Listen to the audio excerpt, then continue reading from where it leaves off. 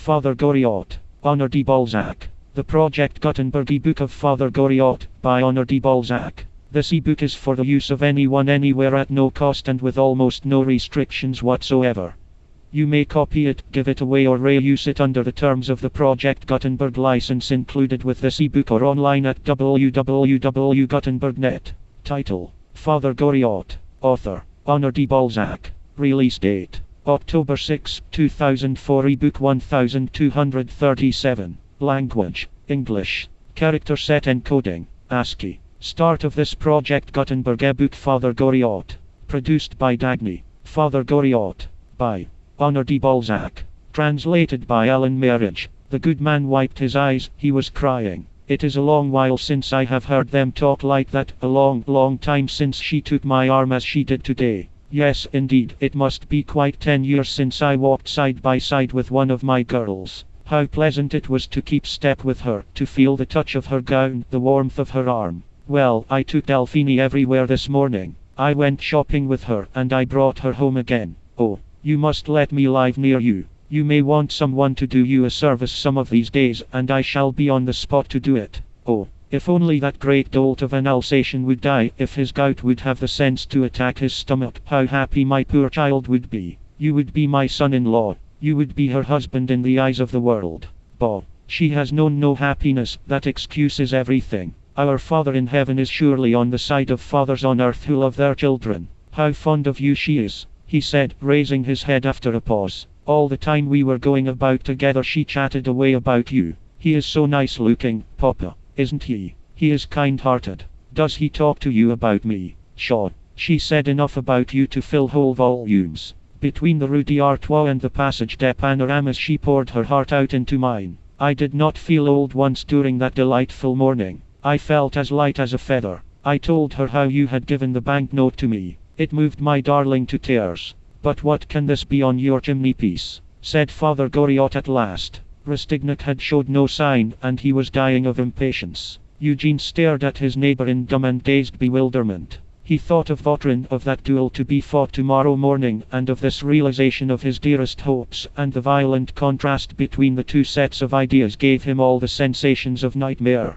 He went to the chimney-piece, saw the little square case, opened it, and found a watch of Breguet's make wrapped in paper, on which these words were written: I want you to think of me every hour, because, Delphine. That last word doubtless contained an allusion to some scene that had taken place between them. Eugene felt touched. Inside the gold watch case his arms had been wrought in enamel. The chain, the key, the workmanship and design of the trinket were all such as he had imagined, for he had long coveted such a possession. Father Gorriot was radiant. Of course he had promised to tell his daughter every little detail of the scene and of the effect produced upon Eugene by her present. He shared in the pleasure and excitement of the young people, and seemed to be not the least happy of the three. He loved Rastignac already for his own as well as for his daughter's sake. You must go and see her. She is expecting you this evening. That great lout of an Alsatian is going to have supper with his opera dancer.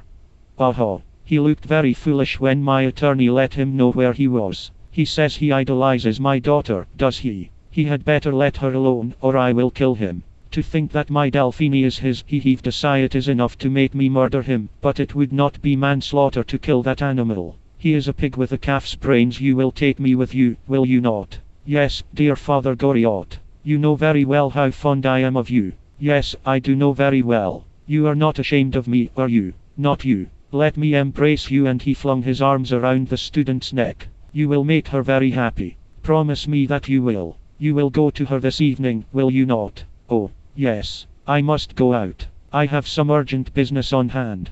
Can I be of any use? My word, yes. Will you go to old Taillefer's while I go to meet Dean Usinen? Ask him to make an appointment with me sometime this evening. It is a matter of life and death. Really, young man, cried Father Gorriot with a change of countenance. Were you really paying court to his daughter, as those simpletons were saying down below? Turdy-dieu. You have no notion what a tape-à Gorriot is like, and if you are playing a double game, I shall put a stop to it by one blow of the fist. Oh, the thing is impossible. I swear to you that I love but one woman in the world, said the student. I only knew it a moment ago. Oh, what happiness, cried Gorriot. But young Taillefer has been called out. The duel comes off tomorrow morning, and I have heard it said that he may lose his life in it. But what business is it of yours? Said Gorriot. Why, I ought to tell him so, that he may prevent his son from putting in an appearance. Just at that moment Vautrin's voice broke in upon them. He was standing at the threshold of his door and singing, "Oh, Richard, oh my king, all the world abandons thee. Broom, broom, broom, broom, broom." The same old story everywhere, a roving heart and a trolley. Gentlemen, shouted Christophe, the soup is ready and everyone is waiting for you. Here Vautrin called down to him, come and take a bottle of my Bordeaux. Do you think your watch is pretty? Asked Gorriot. She has good taste, hasn't she? Vautrin, Father Gorriot, and Rastignac came downstairs in company, and, all three of them being late, were obliged to sit together. Eugene was as distant as possible in his manner to Vautrin during dinner. But the other, so charming in me, Vacher's opinion, had never been so witty. His lively sallies and sparkling talk put the whole table in good humor. His assurance and coolness filled Eugene with consternation. Why, what has come to you today? Inquired me, Vacher. You are as merry as a skylark. I am always in spirits after I have made a good bargain. Bargain, said Eugene. Well, yes, bargain. I have just delivered a lot of goods, and I shall be paid a handsome commission on them. Michono, he went on, seeing that the elderly spinster was scrutinizing him intently. Have you any objection to some feature in my face, that you are making those lynx eyes at me? Just let me know, and I will have it changed to oblige you. We shall not fall out about it, Poiret, I dare say, he added, winking at the superannuated clerk. Bless my soul, you ought to stand as model for a burlesque Hercules, said the young painter. I will, upon my word, if Michono will consent to sit as the Venus of Perlaches, replied Vautrin. There's Poiret, suggested Bianchon. Oh, Poiret shall pose as Poiret. He can be a garden god, cried Vautrin. His name means a pear, a sleepy pear. Bianchon put in. You will come in between the pear and the cheese. What stuff are you all talking? Said me, Vacher. You would do better to treat us to your Bordeaux. I see a glimpse of a bottle there. It would keep us all in a good humor, and it is good for the stomach besides. Gentlemen, said Vautrin, the lady president calls us to order. Me, Couture and Bull. Victorini will take your jokes in good part, but respect the innocence of the aged Gorriot. I propose a glass or two of Bordeaux Ram, rendered twice illustrious by the name of Lafayette. No political allusions intended. Come, you Turk, he added, looking at Christophe, who did not offer to stir. Christophe, here. What, you don't answer to your own name? Bring us some liquor, Turk. Here it is, sir, said Christophe, holding out the bottle. Vautrin filled Eugene's glass and Gorriot's likewise, then he deliberately poured out a few drops into his own glass, and sipped it while his two neighbors drank their wine. All at once he made a grimace. Corked, he cried. The devil. You can drink the rest of this, Christophe, and go and find another bottle. Take from the right-hand side, you know. There are 16 of us. Take down 8 bottles. If you are going to stand treat, said the painter, I will pay for 100 chestnuts. Oh, boo, prrr. These exclamations came from all parts of the table like squibs from a set firework. Come, now, Mama Vacher, a couple of bottles of champagne, called Vautrin. Quine. Just like you. Why not ask for the whole house at once? A couple of bottles of champagne. That means 12 francs. I shall never see the money back again, I know. But if Eugene has a mind to pay for it, I have some currant cordial. That currant cordial of hers is as bad as a black draught, muttered the medical student. Shut up, Bianchon, exclaimed Rastignac. The very mention of black draught makes me feel. Yes, champagne, by all means. I will pay for it, he added. Sylvie called me. Vacher, bring in some biscuits, and the little cakes. Those little cakes are moldy grey-beards, said Vautrin. But trot out the biscuits. The Bordeaux wine circulated. The dinner table became a livelier scene than ever, and the fun grew fast and furious. Imitations of the cries of various animals mingled with the loud laughter. The museum official, having taken it into his head to mimic a cat call rather like the caterwauling of the animal in question, 8 voices simultaneously struck up with the following variations. Scissors to grind. Chickweeds for singing birdies. Brandy snaps, ladies. China to mend. Boat ahoy. Sticks to beat your wives or your clothes. Old clo. Cherries all ripe. But the pomme was awarded to Bianchon for the nasal accent with which he rendered the cry of umbrellas to me, and A few seconds later, and there was a head-splitting racket in the room, a storm of tomfoolery, a sort of cat's concert, with Vautrin as conductor of the orchestra, the latter keeping an eye the while on Eugene and Father Gorriot. The wine seemed to have gone to their heads already. They leaned back in their chairs, looking at the general confusion with an air of gravity, and drank but little. Both of them were absorbed in the thought of what lay before them to do that evening, and yet neither of them felt able to rise and go. Vautrin gave a side glance at them from time to time, and watched the change that came over their faces, choosing the moment when their eyes drooped and seemed about to close, to bend over Rastignac and to say in his ear, "My little lad, you are not quite shrewd enough to outwit Papa Vautrin yet, and he is too fond of you to let you make a mess of your affairs. When I have made up my mind to do a thing, no one short of Providence can put me off. Aha! We were for going round to warn old Taillefer, telling tales out of school. The oven is hot, the dough is kneaded, the bread is ready for the oven. Tomorrow we will eat it up and whisk away the crumbs. And we are not going to spoil the baking. No, no, it is all as good as done. We may suffer from a few conscientious scruples, but they will be digested along with the bread. While we are having our 40 winks, Colonel Count Franceschini will clear the way to Michel Taillefer's inheritance with the point of his sword. Victorine will come in for her brother's money, a snug 15,000 francs a year. I have made inquiries already, and I know that her late mother's property amounts to more than 300,000. Eugene heard all this, and could not answer a word. His tongue seemed to be glued to the roof of his mouth, an irresistible drowsiness was creeping over him. He still saw the table and the faces round it, but it was through a bright mist. Soon the noise began to subside, one by one the boarders went. At last, when their numbers had so dwindled that the party consisted of me, Vocker, me, Couture, Bull, Victorine, Vautrin, and Father Gorriot, Rastignac watched as though in a dream how me, Vocker busied herself by collecting the bottles, and drained the remainder of the wine out of each to fill others. "Oh, how uproarious they are! What a thing it is to be young," said the widow. These were the last words that Eugene heard and understood. "There is no one like Vautrin for a bit of fun like this," said Sylvie. "There, just hark at Christophe, he is snoring like a top." "Goodbye, Mama," said Vautrin. "I am going to a theatre on the boulevard to see Marty in Le Monde Sauvage, a fine play taken from Le Solitaire. If you like, I will take you and these two ladies." "Thank you. I must decline," said me. Couture. "What, my good lady?" cried me. Vocker declined to see a play founded on the Le Solitaire, a work by Autola de Chateaubriand. "We were so fond of that book that we cried over it like Magdalens under the lime trees last summer, and then it is an improving work that might edify your young lady." "We are forbidden to go to the play," answered Victorine. "Just look, those two yonder have dropped off where they sit," said Vautrin, shaking the heads of the two sleepers in a comical way. He altered the sleeping student's position, settled his head more comfortably on the back of his chair, kissed him warmly on the forehead, and began to sing. "Sleep, little darlings. I watch while you slumber." "I am afraid he may be ill," said Victorine. "Then stop and take care of him," returned Vautrin. "'Tis your duty as a meek and obedient wife," he whispered in her ear. "The young fellow worships you, and you will be his little wife. There's your fortune for you." In short, he added aloud, they lived happily ever afterwards, were much looked up to in all the countryside, and had a numerous family. "That is how all the romances end now, Mama," he went on, as he turned to Madame Vocker and put his arm round her waist. "Put on your bonnet, your best flowered silk, and the Countess' scarf, while I go out and call a cab all my own self." And he started out, singing as he went. "Oh, sun, divine sun, ripening the pumpkins every one. My goodness. Well, I'm sure, me, Couture, I could live happily in a garret with a man like that there, now," she added, looking round for the old vermicelli maker. "There is that Father Gorriot half seas over. He never thought of taking me anywhere, the old skinflint.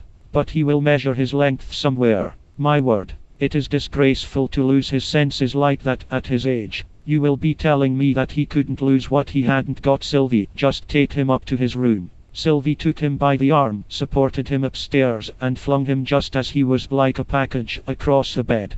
"Poor young fellow," said me, Couture, putting back Eugene's hair that had fallen over his eyes. "He is like a young girl, he does not know what dissipation is." "Well, I can tell you this, I know," said me. "Vocker, I have taken lodgers these 30 years, and a good many have passed through my hands, as the saying is, but I have never seen a nicer nor a more aristocratic looking young man than Eugene. How handsome he looks sleeping. Just let his head rest on your shoulder, me, Couture. Shaw, He falls over towards Bull. Vittorini, there's a special providence for young things. A little more, and he would have broken his head against the knob of the chair. They'd make a pretty pair, those two would. Hush, my good neighbor, cried me. Couture, you are saying such things. Pooh. Put in me. Vocker, he does not hear here. Sylvie, come and help me to dress. I shall put on my best stays. What? Your best stays just after dinner, madam, said Sylvie. No, you can get someone else to lace you. I am not going to be your murderer. It's a rash thing to do, and might cost you your life. I don't care, I must do honor to Vautrin. Are you so fond of your heirs as all that? Come, Sylvie, don't argue, said the widow, as she left the room. At her age, too, said the cook to Vittorini, pointing to her mistress as she spoke. Me. Couture and her ward were left in the dining room, and Eugene slept on Vittorini's shoulder. The sound of Christophe's snoring echoed through the silent house. Eugene's quiet breathing seemed all the quieter by force of contrast. He was sleeping as peacefully as a child. Vittorini was very happy. She was free to perform one of those acts of charity which form an innocent outlet for all the overflowing sentiments of a woman's nature. He was so close to her that she could feel the throbbing of his heart. There was a look of almost maternal protection and conscious pride in Vittorini's face. Among the countless thoughts that crowded up in her young innocent heart, there was a wild flutter of joy at this close contact. Poor, dear child, said Couture, squeezing her hand. The old lady looked at the girl. Vittorini's innocent, pathetic face, so radiant with the new happiness that had befallen her, called to mind some naive work of medieval art, when the painter neglected the accessories, reserving all the magic of his brush for the quiet, austere outlines and ivory tints of the face, which seems to have caught something of the golden glory of heaven. After all, he only took 2 glasses, Mamma, said Vittorini, passing her fingers through Eugene's hair. Indeed, if he had been a dissipated young man, child, he would have carried his wine like the rest of them. His drowsiness does him credit. There was a sound of wheels outside in the street. There is Vautrin, Mamma, said the girl. Just take Eugene. I would rather not have that man see me like this. There are some ways of looking at you that seem to sully your soul and make you feel as though you had nothing on. Oh, no, you are wrong, said Couture. Vautrin is a worthy man. He reminds me a little of my late husband, poor dear Couture, rough but kind-hearted. His bark is worse than his bite. Vautrin came in while she was speaking. He did not make a sound, but looked for a while at the picture of the 2 young faces. The lamplight falling full upon them seemed to caress them. Well, he remarked, folding his arms, here is a picture. It would have suggested some pleasing pages to Bernardine de Saint Pierre, good soul, who wrote Paulette Virginie. Youth is very charming, Couture, sleep on, poor boy, he added, looking at Eugene. Luck sometimes comes while you are sleeping. There is something touching and attractive to me about this young man, madam, he continued. I know that his nature is in harmony with his face. Just look, the head of a cherub on an angel's shoulder. He deserves to be loved. If I were a woman, I would die. No, not such a fool, I would lie for him. He bent lower and spoke in the widow's ear. When I see those 2 together, madam, I cannot help thinking that Providence meant them for each other.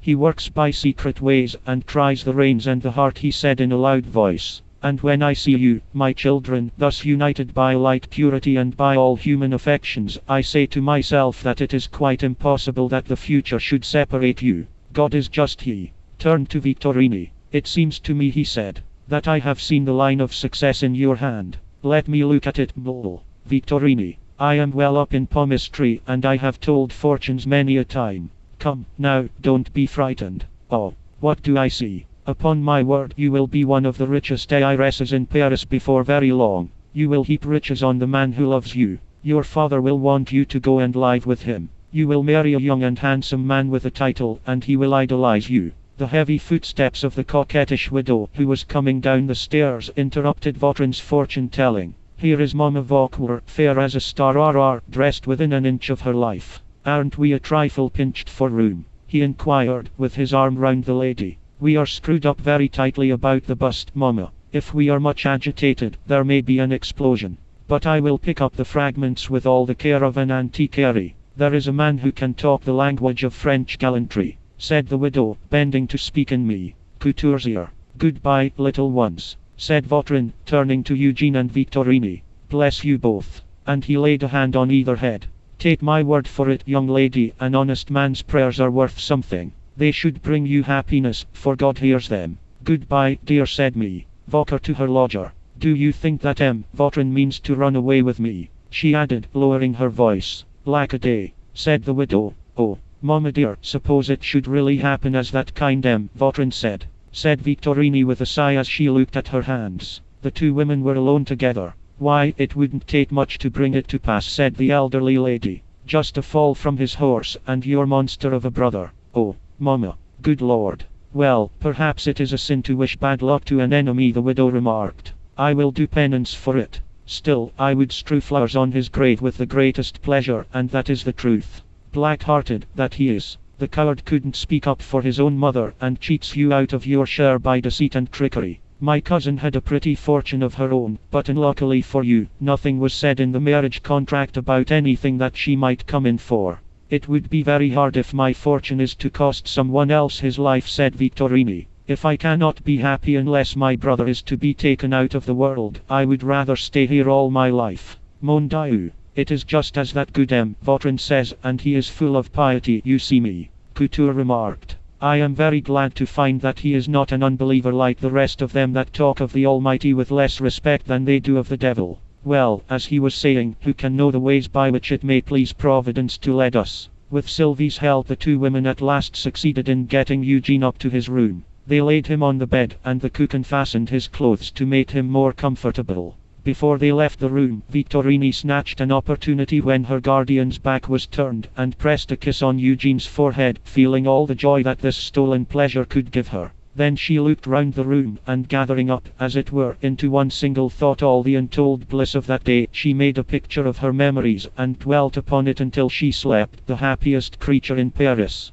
That evening's merry-making, in the course of which Votrin had given the drugged wine to Eugene and Father Gorriot, was his own ruin. Bianchon, flustered with wine, forgot to open the subject of Trompe Mort with Michono. The mere mention of the name would have set Votrin on his guard. For Votrin, or, to give him his real name, Jacques Collin, was in fact the notorious escaped convict.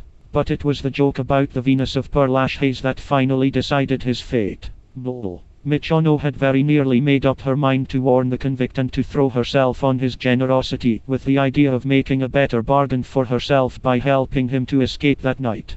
But as it was, she went out escorted by Poiret in search of the famous chief of detectives in the Petite Rue Sainte-Anne, still thinking that it was the district superintendent one Gonduro with whom she had to do. The head of the department received his visitors courteously. There was a little talk, and the details were definitely arranged. Michono asked for the draft that she was to administer in order to set about her investigation. But the great man's evident satisfaction set Michono thinking, and she began to see that this business involved something more than the mere capture of a runaway convict. She racked her brains while he looked in a drawer in his desk for the little feel, and it dawned upon her that in consequence of treacherous revelations made by the prisoners, the police were hoping to lay their hands on a considerable sum of money. But on hinting her suspicions to the old fox of the Petite Rue Sainte-Anne, that officer began to smile, and tried to put her off the scent. A delusion, he said. Colin's Sorbonne is the most dangerous that has yet been found among the dangerous classes. That is all, and the rascals are quite aware of it. They rally round him. He is the backbone of the Federation, it's Bonaparte, in short. He is very popular with them all. The rogue will never leave his chump in the Place de Grève. As Michono seemed mystified. Gonduro explained the two slang words for her benefit. Sorbonne and chump are two forcible expressions borrowed from thieves' Latin, thieves of all people, being compelled to consider the human head in its two aspects. A Sorbonne is the head of a living man, his faculty of thinking, his counsel. A chump is a contemptuous epithet that implies how little a human head is worth after the axe has done its work.